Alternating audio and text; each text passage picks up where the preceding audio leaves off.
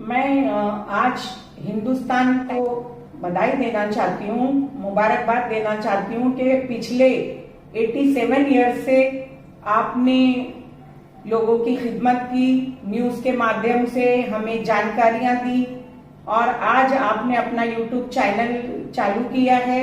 मैं शुभकामनाएं देना चाहती हूँ। मैं आपको ये कहना चाहती हूँ कि आप बहुत तरक्की करें, बहुत आगे जाए और हमेशा लोगों के मसाइल को इसी तरीके से बेबाक तरीके से लोगों के सामने लाएं और अपने न्यूज के माध्यम से लोगों में जागरूकता फैलाएं कि वो गलत चीजों की तरफ ना जाकर अच्छी बातों का ख्याल रखें। और मैं अपने नौजवानों को कहना चाहती हूँ कि आप किसी के बहकावे में ना जाकर आप अच्छा काम करें और देश में अमन और शांति बनाकर रखें, एका बनाकर रखें। और हिंदुस्तान के यूट्यूब चैनल की पूरी टीम को, पूरे लोगों को मैं तहे दिल से मुबारकबाद देना चाहती हूँ। शुक्रिया।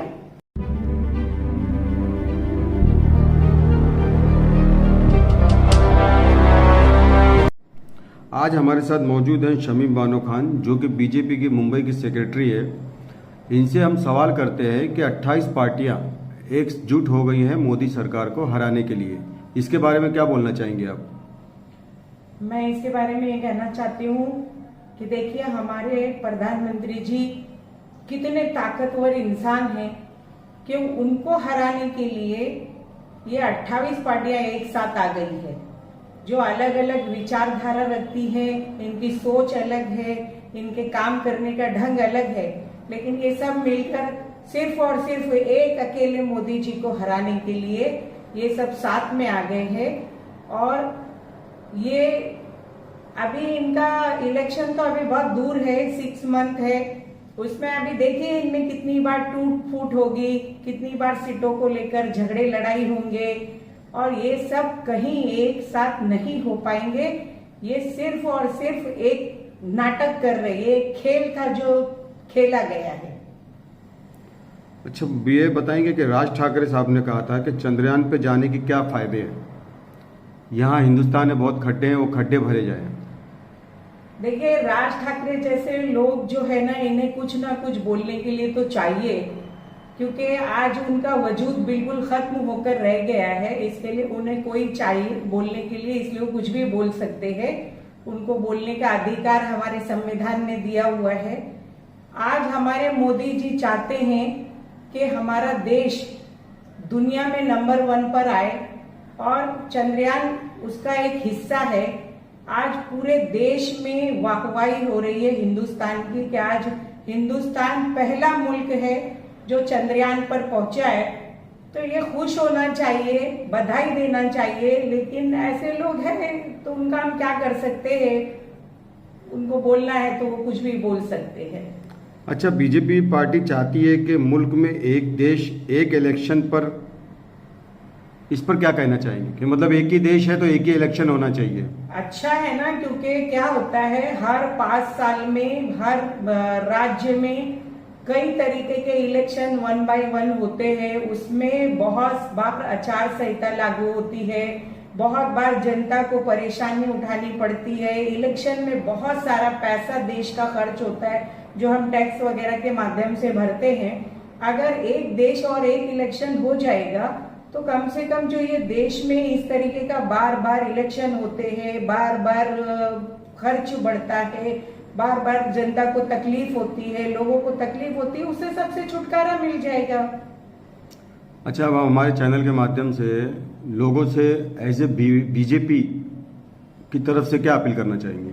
मैं लोगों से कहना चाहती हूँ कि देखिए, आज देश बहुत तरक्की कर रहा है। ऐसा मैं नहीं कह रही हूँ कि पहले देश ने कुछ काम नहीं किया या देश में कुछ काम नहीं हुआ है, लेकिन जिस तरीके से आज देश में काम हो रहा है मोदी जी के नेतृत्व में, आज हम पूरी दुनिया में एक अलग पहचान बना रहे हैं। आज हर तरीके के हमारे देश की तरफ लोगों की नजरियात हो रहे हैं।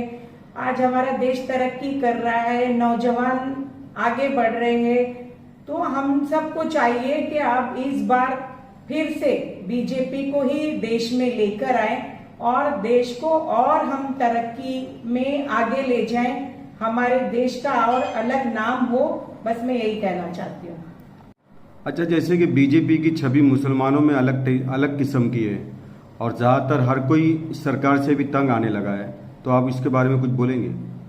देखिए, ऐसा है कि आप ये बताइए कि देश में ऐसा क्या किया गया है जो मुसलमानों के खिलाफ किया गया है बीजेपी के राज में। ये सिर्फ और सिर्फ दूसरी पार्टियां जो है वो भ्रम फैला रही है। आप ये बताइए ना कि जब कांग्रेस की सरकारें थी और पार्टियों की सरकार थी, तब मुसलमानों का क्या हाल था जो अब हाल खराब हो गया है। क्या महंगाई के मुद्दे पर मुसलमान अलग है और हिंदू अलग है? या आज जो हमारे प्रधानमंत्री जी ने कोविड के टाइम पर लोगों को मुफ्त अनाज बांटा, तो क्या उसमें मुसलमानों को अनाज नहीं मिला? क्या जो फ्री घर दिए गए, क्या उसमें मुसलमानों को फ्री घर नहीं दिए गए? या जो भी योजनाएं आई सरकार की, वो किसानों की योजनाएं हो, वो महिलाओं की योजनाएं हो, वो गैस सिलेंडर की बात हो, वो खाता खोलने की बात हो, क्या उसमें मुसलमानों को नहीं कुछ दिया गया कि मुसलमानों को उससे अलग रखा गया? या नोटबंदी अगर हुई तो क्या उसमें सिर्फ मुसलमानों को परेशानी हुई, हिंदुओं को परेशानी नहीं हुई? ऐसा सब गलत है कि मुसलमानों को ये हमेशा से डर फैलाया गया है। मुसलमानों को हमेशा ये बताया गया है कि अरे भाई, आप अगर कांग्रेस को वोट नहीं दोगे, आप तो सीधा वोट बीजेपी को चला जाएगा, बीजेपी मुसलमानों की दुश्मन है। कहां पर कांग्रेस के टाइम पे मुसलमान सेफ थे? जितने बम ब्लास्ट वगैरह हुए, जो भी हुआ, जिसमें मुसलमान सबसे ज्यादा परेशान हुए, तबाह हुए, जेलों में गए, वो कांग्रेस के दौर में हुआ, सब कुछ हुआ। आप कैसे कह सकते हो कि बीजेपी में मुसलमानों के लिए कुछ अलग है और हिंदू लोगों के लिए अलग है? हमारे प्रधानमंत्री जी ने जिस दिन लोकसभा में शपथ ली पार्लियामेंट में, उसी दिन उन्होंने कहा था कि मैं 130 करोड़ भारतीयों का प्रधानमंत्री हूं, मैं किसी भी एक मजहब और एक जात का प्रधानमंत्री नहीं हूं। और हमारे राज्य में, हमारे बीजेपी की सरकार में सभी का साथ, सबका विकास की जो बात कही गई, तो वो विकास में मुसलमानों को भी उतना ही योगदान